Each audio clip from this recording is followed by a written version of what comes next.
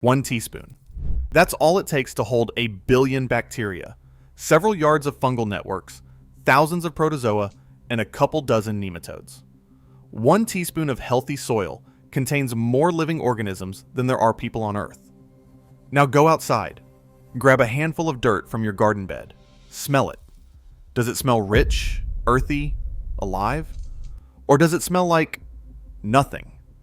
If it smells like nothing, that is because nothing is living in it. And that didn't happen by accident.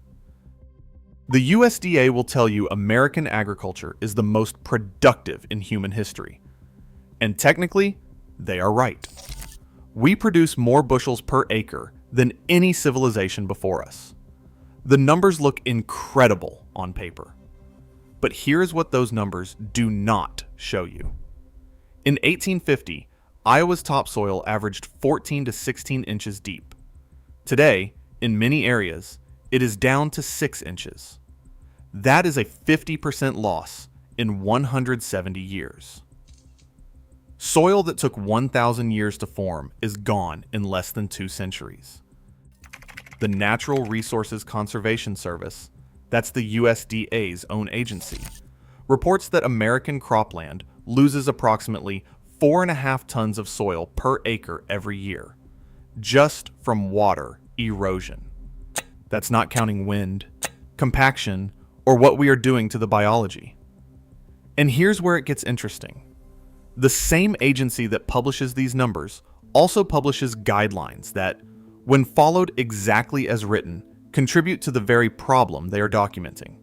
I want to show you how we got here, because this was not inevitable. This was a series of choices made by specific people, at specific times, for specific reasons. And those reasons were not always about feeding you. 1840. A German chemist named Justus von Liebig publishes a theory that changes everything. He argues that plants only need 3 things to grow: nitrogen, phosphorus, and potassium. NPK. The birth of chemical agriculture.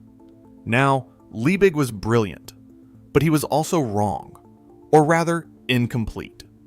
What he did not understand, and could not understand with the microscopes of his time, was that plants do not just absorb nutrients from soil. They trade for them. They form partnerships with fungi. They feed bacteria with their root secretions. They participate in an underground economy more complex than anything on Wall Street. But nobody knew that yet. And NPK was simple, elegant, profitable. Fast forward to 1913. BASF opens the first industrial plant using the Haber-Bosch process. For the first time in human history, humans can pull nitrogen directly from the atmosphere and convert it into fertilizer. The same process, by the way, that made explosives for World War I. The agricultural implications were revolutionary. Farmers no longer needed to rotate crops with legumes. They did not need animals for manure. They did not need to maintain the biology. They could just add nitrogen. 1945. World War II ends. The United States has a problem. We have built an enormous industrial capacity to produce ammonium nitrate for bombs. Now the war is over. What do we do with all these factories? The answer: point them at farms. This was not a conspiracy. It was economics. The infrastructure existed. The technology existed. The marketing machine of American industry turned its attention to the American farmer and said, "Why are you still doing it the old way?" Within a generation, the chemical approach became the only approach. Not because it was better for soil, not because it was better for farmers, because the money was behind it. Let me show you what we replaced. In healthy soil, plants release up to 40% of the sugars they photosynthesize directly into the root zone. They are feeding bacteria and fungi on purpose. Why? Because those organisms do something remarkable. Mycorrhizal fungi, the beneficial fungi that form partnerships with roughly 80 to 90% of plant species, extend the root system by a factor of hundreds, maybe thousands. They can reach water and nutrients the plant never could on its own. They trade phosphorus and micronutrients for sugar. Bacteria break down organic matter into plant-available forms. They fix nitrogen from the air.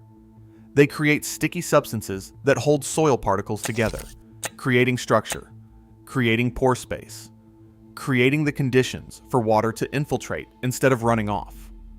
Protozoa and nematodes eat bacteria, releasing nutrients in exactly the forms plants can absorb.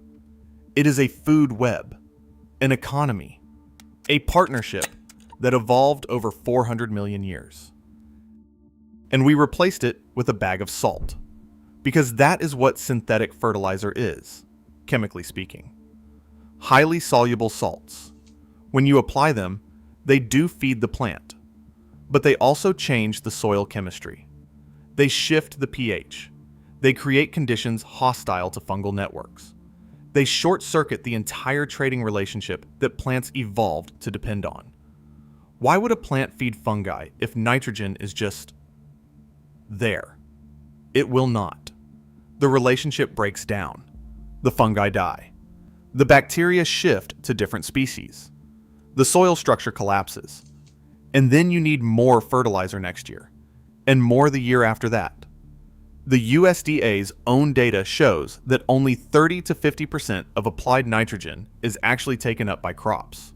The rest washes into groundwater, runs off into streams, and volatilizes into the atmosphere. You are paying for fertilizer that is poisoning your well and feeding algae blooms in the Gulf of Mexico. This is not a side effect. This is the system working as designed. If you are starting to see why I spend so much time researching this, why I think the story of soil is the story of our food system, our health, and our future, I would appreciate you hitting subscribe. I am building a library of these investigations. There is a lot more coming, and I do not want you to miss it. Here's what makes me angry. They knew. They knew early, and they ignored it. 1940. Sir Albert Howard, a British botanist who spent decades studying traditional farming in India, publishes an agricultural testament. He writes that the maintenance of the fertility of the soil is the first condition of any permanent system of agriculture. He describes watching peasant farmers maintain productivity for generations without synthetic inputs. He documents the role of decomposition, of fungi, of what he calls the living bridge between soil and plant. He warns that chemical agriculture is mining the soil's biological capital. The book sells well. Farmers read it. J.I. Rodale reads it and starts the organic farming movement in America. Lady Eve Balfour reads it and founds the Soil Association in England. The agricultural establishment ignores it. 1950s. Dr. William Albrecht, chairman of the Soils Department at the University of Missouri, publishes research connecting soil health to human health. He documents mineral deficiencies in crops grown on degraded soils. He warns that we are producing food that looks healthy but is not. His work is sidelined. The Green Revolution is in full swing. Norman Borlaug is saving 1 billion lives with high-yield wheat varieties, varieties that depend on massive chemical inputs. Nobody wants to hear that the inputs themselves might be a problem. 1962. Rachel Carson publishes Silent Spring. She is not writing about soil specifically. She is writing about pesticides. But she identifies the same fundamental error. We are treating nature as a machine we can optimize, when it is actually a web we are part of. The chemical industry tries to destroy her. They call her hysterical, unscientific, a threat to American progress. She dies of cancer 2 years later. Eventually, the EPA is founded. DDT is banned. But the fertilizer industry, the tillage industry, the entire system that is destroying soil biology, it continues unquestioned. Because the warnings were not wrong. They were inconvenient. I want to show you something. In 2012, the USDA launched the Soil Health Initiative. This is their own program. On their own website, they list the principles of soil health. 1. Minimize disturbance. That means reduce tillage. 2. Maximize continuous living roots. 3. Maximize biodiversity. 4. Keep the soil covered. This is the USDA telling you that healthy soil requires living biology, minimal disruption, and constant plant cover. Now look at what the USDA subsidizes.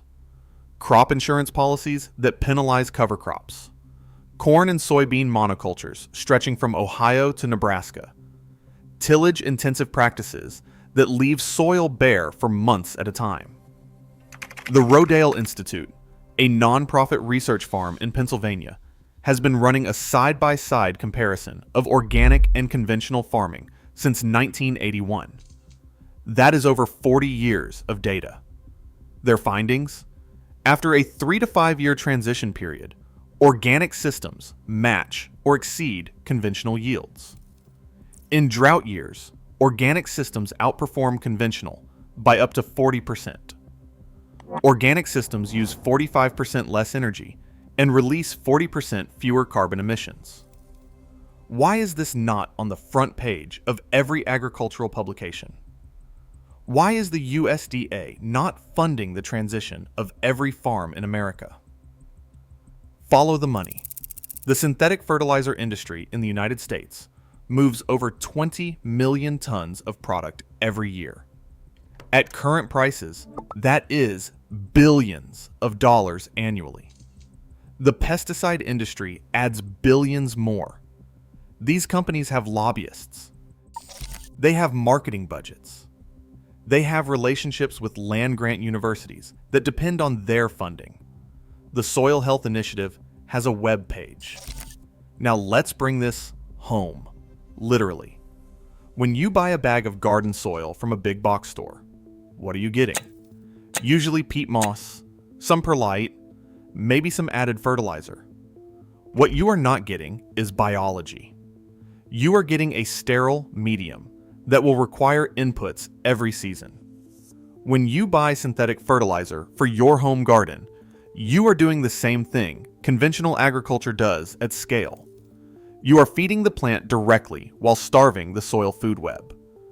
When you till your garden bed every spring, you are destroying fungal networks, collapsing soil structure, and exposing soil organic matter to oxidation. You are releasing carbon into the atmosphere and watching your tilth disappear. The result? Plants that require more water because soil cannot retain moisture.